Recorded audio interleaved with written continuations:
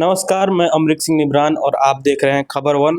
और आज हमारे साथ हैं बड़हरा के 8 टाइम्स एमएलए राघवेंद्र प्रताप सिंह। जानेंगे सर से थोड़े बातचीत करेंगे। और अनडिफीटेड 8 बार रहे हैं। एक बार सपा से खड़े हुए थे, उस बार नहीं, 2015 में शायद नहीं हो बन पाए थे। तो सर, इतना बड़ा कार्यकाल रहा है आपका, 8 बार का कार्यकाल रहा है। सर क्या कहेंगे, जनता इतना प्यार करती है आपसे, इस पे क्या कहेंगे सर? अच्छा, जो प्रश्न आप हमसे कर रहे हैं वो प्रश्न आपको जाकर के हमारी जनता से करनी चाहिए।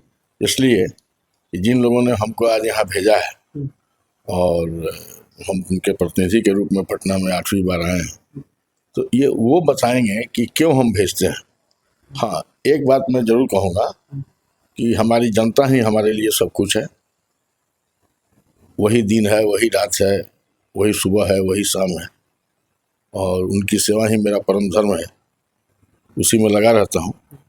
कमी बेसी हर व्यक्ति से होती है, होती होगी हमसे भी, लेकिन इसके अलावा कोई काम मैं करता नहीं हूँ।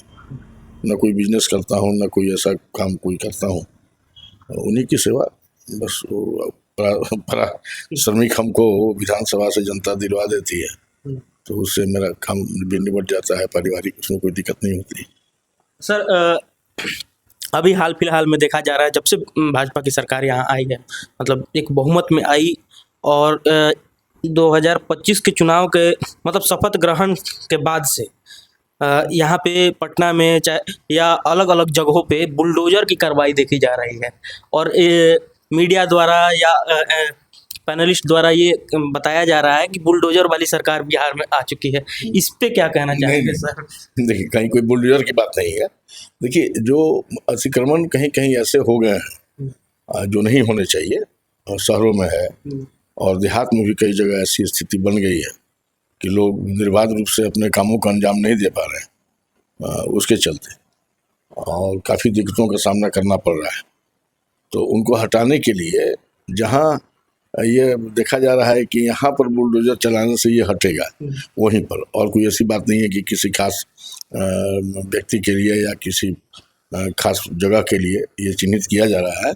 जहाँ जहाँ अतिक्रमण हुआ है उसकी सफाई करके उसको साफ सुथरा बना के सड़कों का चौड़ीकरण हो, जिससे लोगों को सुविधा मिले। सर, जहाँ तक देखा जाए, जो अतिक्रमण मतलब जिनका अतिक्रमण मुक्त करने के लिए सरकार उनका गुमटी गिराती है या उनका टेंट गिराती है, गरीब तबके से आते हैं और मतलब मजलूम हैं वो लोग, और अपना रोजी रोजगार के लिए टेंट लगाए हुए हैं। क्या सरकार उनके लिए कोई स्पेसिफिक स्पेस दे रही है या उनके लिए कुछ ऐसा कर रही है कि जिससे आगे जाके उनके लिए कुछ सुविधा प्राप्त हो सके? शहर में भी जो देहात में जो प्रधानमंत्री आवास दिया जा रहा है, शहरों में भी उसका प्रावधान है, और यह व्यवस्था की जा रही है कि जहां उनका जमीन है, घर है, आवश्यक है, तो उसको भी दिया जाए। और मैं समझता हूँ कि भविष्य में इस पर ज़्यादा तत्परता भी दिखाई जाएगी। नहीं सर, मेरा कहने का मतलब है कि जो रोजगार के लिए गुमटी लगा रहे हैं सड़कों पे, उनके लिए एक स्पेसिफिक मार्केट या कोई सब्जी मंडी टाइप का, जैसे यहाँ पे सब्जी मीठापुर, यहाँ पे मैं देख रहा था, दीघा में देख रहा था कि कुछ मार्केट का सब्जी का दुकानों को तोड़ा गया वहाँ पे।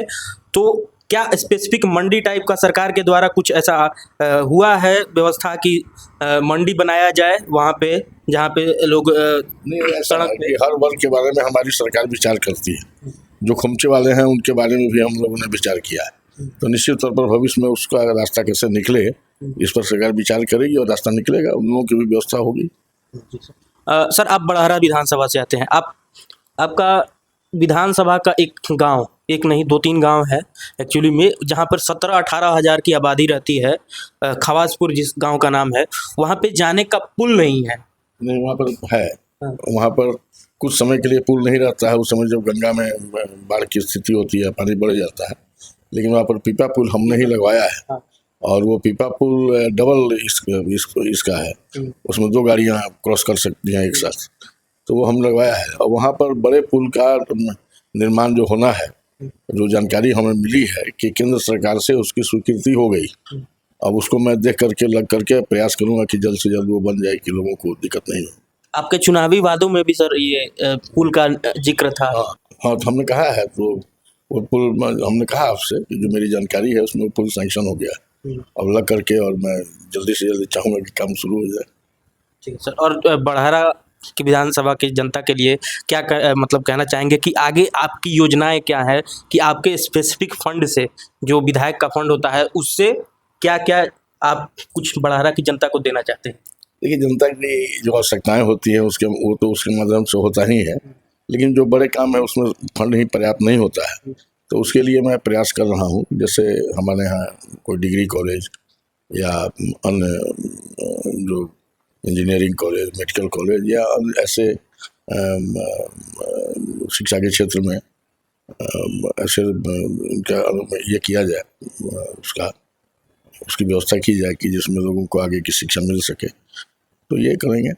और उसके अलावा आपको अभी हमने डीएम से भी बात किया है कि बड़हरा ब्लॉक के सामने जो पुराना ब्लॉक का जगह है वहाँ पर बच्चे, लड़कों के लिए और बच्चियों के लिए डिग्री कॉलेज का प्रस्ताव भेज देने के लिए। धन्यवाद सर, आपसे बात करके अच्छा लगा और आपने जानकारी दी, अपने बड़हरा विधानसभा के लोगों के लिए भी बोला कि डिग्री कॉलेज बनवाएंगे। और सर हाँ, प्रस्ताव हमने दिया। और सर अगर एक बात कही जाए कि पलायन का जो सिलसिला है, जैसे ही चुनाव खत्म हुआ, चुनाव के टाइम पे ही छठ पर्व था, तो सोशल मीडिया पे इतनी तस्वीरें आई, ट्रेनों में भर भर के लोग जा रहे हैं। आपकी सरकार से हमें उम्मीद है, नीतीश कुमार की सरकार से उम्मीद है कि वो रोजगार देंगे, लेकिन स्पेसिफिक क्या कदम उठाए जा रहे हैं और ये क्या कदम उठाए जा सकते हैं बिहार से पलायन को रोकने के लिए? बिहार से पलायन को रोकने के लिए पहले से भी सरकार ने कई योजनाएं चला रखी हैं और भविष्य में भी हमारा ये प्रथम प्राथमिकता रहेगा हमारी सरकार का कि पलायन रोका जाए। और हमारे मुख्यमंत्री जी ने अनाउंस किया कि काफ़ी संख्या में चीनी मिलों का निर्माण कराया जाए और जो बंद चीनी मिलें हैं उनके भी पुनर्निर्माण की बात उन्होंने कही है। तो इस तरीके से जो हम रोजगार ऐसे भी दे रहे हैं, हमारे यहाँ हजारों हजारों करोड़ के काम चल रहे हैं, पुल पुलियों के काम चल रहे हैं, सड़क निर्माण के काम चल रहा है, बहुत से काम चल रहे हैं, इसमें लोगों को रोजगार मिल रहा है। तो आगे भी भविष्य में ऐसा रहेगा, सरकार का प्रयास रहेगा जो जैसा हम मानते हैं। तो ये थे बड़हरा विधानसभा के एमएलए राघवेंद्र प्रताप सिंह, और आप देखते रहिए खबर वन नेक्स्ट वीडियो में। धन्यवाद।